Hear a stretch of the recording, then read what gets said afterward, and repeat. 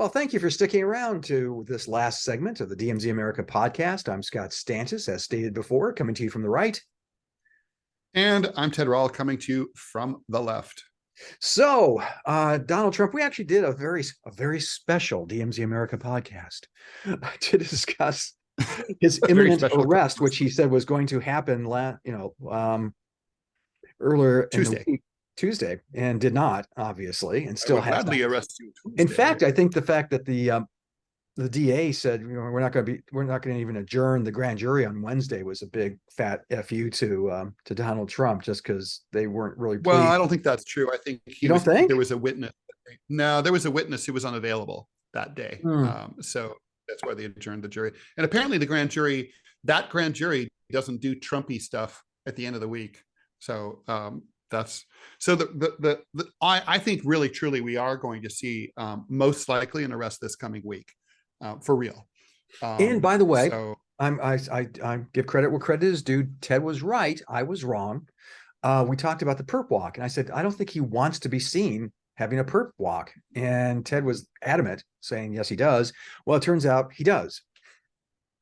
I don't understand, because like I said, the optics of it are so bad, but he can yell and be defiant and just think about it. I mean, so you're going to be, so Scott, you're going to be arrested anyway, right? No question about it.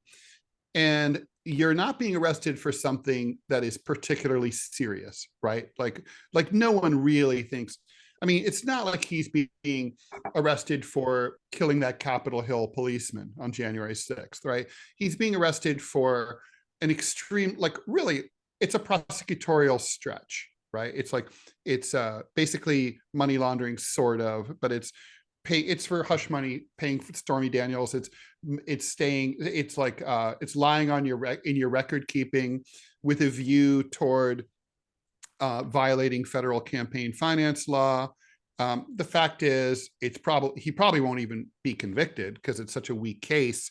But it's so basically, he is going to come out of this with, what will there be? What kind of artifacts will there be? There will be the mugshot, and there will be the fingerprints, and there will be the and there could be a perp walk. Like the mugshot, he should just go in there and give a big shit-eating grin, like you should do that. But mugshot is still a bad look. It's still like you're there with like your name and Donald J. Trump, Donald J. Manhattan DA with those like movable type letters. It's not good. Then it's on the front cover of every magazine, et cetera, et cetera.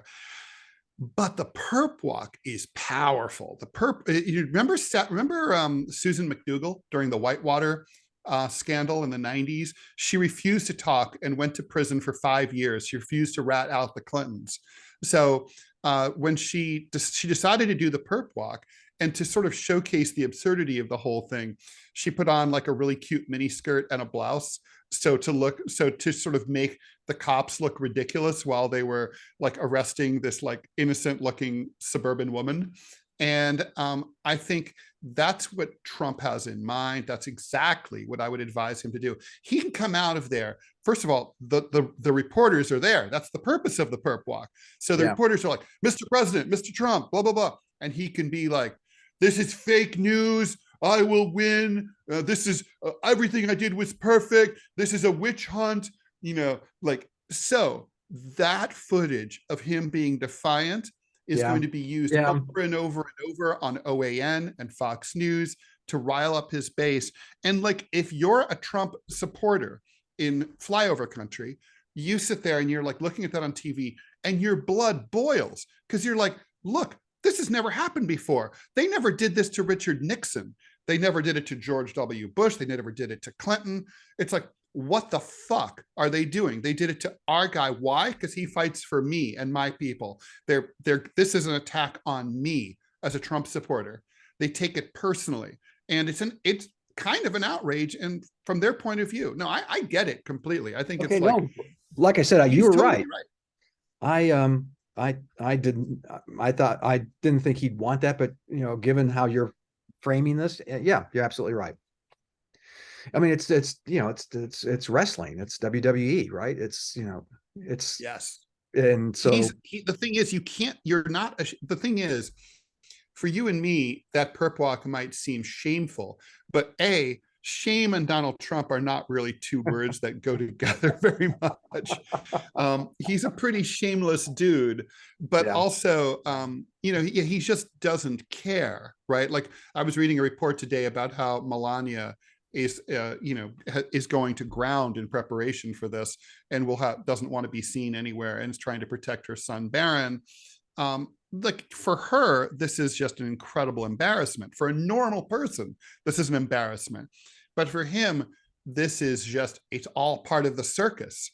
yeah. It feeds in. They are feeding into his narrative of grievance and being picked upon, and frankly, he's not really wrong. I mean, a lot of the coverage that I've seen from like right-wing media has emphasized that if this were not Donald Trump, these charges would not be filed. And I have a hard time arguing with that. I think they'd be filed, but they wouldn't be arrested. And that you would have pleaded this out. His attorneys would have been approached, and they said, can he pay a fine? And you go on your merry way. And so I don't disagree with that. And it's the overreach by particularly the mainstream media that leans left, and it's a mistake. Talking to a lot of Democratic friends over the last few days, I posted to Center Clip about this. Center Clip, for those of you who don't know what that is an app you can get on your phone. They're very short podcasts, essentially 30 seconds to 5 minutes long. Ted is a pathological poster. He just my wife Janine continually said, before I post again, 3 more. I know. So they're gloating over this, and it's like, and so my point was stop the gloat. And my point was none of the story is good. Okay. At the core of it is a guy who betrayed his vows to his wife. That's one. Paying off somebody to wait a minute. Quiet. If it's with a porn star, is it cheating? I think so. I mean, I think you'd have to ask, just check. Yeah, I think if I asked my wife, I think she'd say yes. But what if it's with a porn star with huge breasts? As long as they're fake. Yeah, absolutely. Then okay. So paying off a porn star, that's unseemly. You're going to have a mugshot of an American president.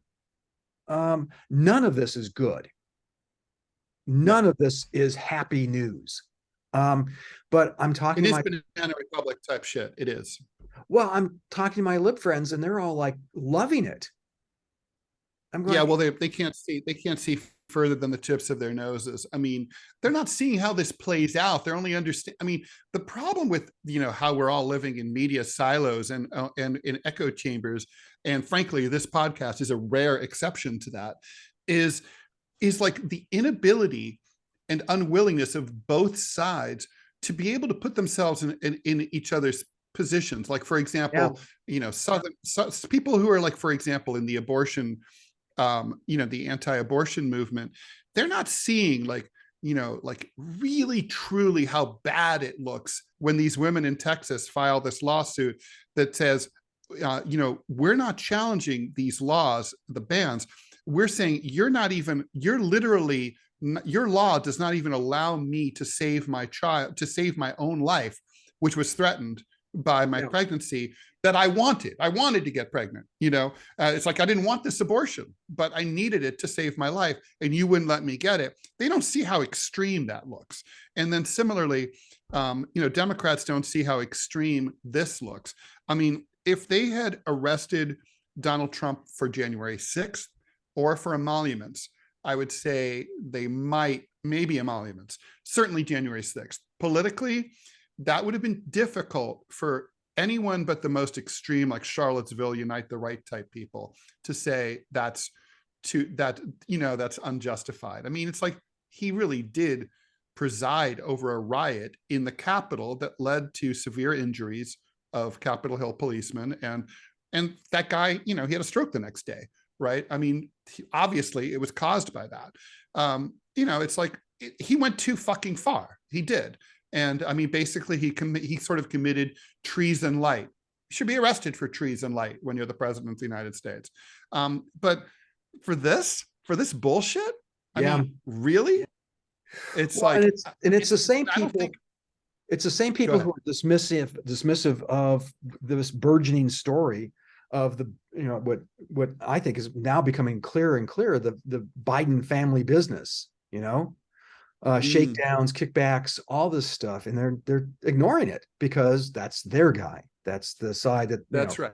It's team and politics. I mean, you and I have been talking about Hunter Biden's laptop. I mean, that's a legitimate story. Okay, let's get to It's it's actually a series of stories, right? It's sort of like the Pentagon Papers. There's so much there that you can to report on, and you can, it's one thing after another. But if you bring it up, as you know, in many circles that we run in, of people who are just doctrinaire lefties, and that I use the Democrats. American definition of that word, not the world definition. No. And they will just howl and shout you down, and it's really it's disingenuous. It's not intellectually honest. It's we're in a weird place, and so yeah, this arrest, if it happens, I'm not sure it's going to happen. They may. I think I'm gonna we should have a let's have bets here. We'll bet like okay beer. I'm two-part bet. Okay, A, arrest yay or arrest nay, because there a lot of reports have been coming out of Manhattan DA Alvin Bragg's office that the case is falling apart, that there's serious problems, and he's not even sure he'll be able to get, grand juries will indict a ham sandwich. There's the cliche. This ham sandwich may walk, but what I still think he will get, and he will file an indictment. Wow. I say no. Okay, so that's okay. Number one. What's the second part? And if it happens, when? I say Thursday next week. Thursday of next week? 6 days from now. I'd say Tuesday of next week. I mean, if it happens, it's going to happen next week. You're right. But I think earlier in the week. Well, I think the last day of the grand jury meeting would be Tuesday or Wednesday, and then they need time to like write up the paperwork, and also Trump's not in town here in New York until next week. That's part of the reason he couldn't be arrested here this week. He's scheduled to be in town next week. So, well, that's what I thought was funny, is that he certainly implied that he was going to give himself up, which means he would have had to have been in Manhattan. And many of his minions said that we're going to encircle Mar-a-Lago with our guns and, bazookas, which apparently you can own in America, and not allow them to come and take our guy. I'm going, your guy's not going to be there. You want a bazooka? No, you want a flamethrower drone is what you want. I want to, well, I mean, hey, my mom used to always say, one doesn't prevent the other. You might need a bazooka to protect your flamethrower drone. Or vice versa. I don't know. I'm confused. Okay, well, that's the bet. So we're on record as saying, I don't think he'll be arrested at all. You think he'll be arrested. And if he is arrested, you think next Thursday. I say next Tuesday. All right, we shall see. So two beers. Two beers are at stake. None two of that beers shitty domestic. The winner is like. So yeah, no Chinese beer, because that. No, I don't know. No communist beer. Pretty good beer. Right. Do they? I mean, yeah, actually, what's funny about Chinese beers is, I don't know if this is still true, but they used to be highly, highly carbonated because for the most part, refrigeration was hard to come by. So they were brewed to be consumed in, non-refrigerated environment. And that could make for a very yummy beer, actually. I like highly carbonated beers. Well, okay. So there we go. Ted, where can we see your work? You can go to whowhatwhy.org on Saturdays, sputniknews.com on Tuesdays and Thursdays, and rall.com, RALL.com. And as you mentioned, you and I are both in two things together: Centerclip, the app, which is free, highly recommended. And Scott and I are both having a good time on it.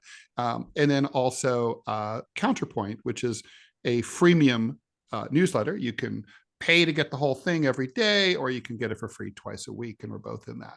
Scott, where can everyone see your stuff? Well, you just mosey on over to gocomics.com/Scott Stantis. That's one word, or go to gocomics.com/Prickly City. What's that? Can you amble over? You can amble, you can saunter. Your call. It's a free country at the Trot. moment. I would run, not walk, is what I would do. And go to gocomics.com/prickly city, see my political comic strip. You can go to chicagotribune.com, go to the opinion section, see a gallery of the work I do for them.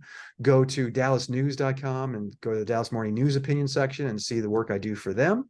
And yeah, of course, as Ted mentioned, Counterpoint, and also Center Clip. Center Clip's becoming kind of a very cool thing, and a lot of the participants are doing really cool work. It's worth checking out. So, and it's free. So centerclip.com. Is it centerclip.com, or go to the App Store and just download Centerclip? So there you go. There you go. Okay, All right, from Dallas. Scott, always a pleasure. Enjoy Dallas. Yeah, I'm flying home this afternoon, so yay. Yeah, that about covers it, guys. Until next time. All right, well, fly safe, Scott. Thanks everyone for listening and Bye. watching.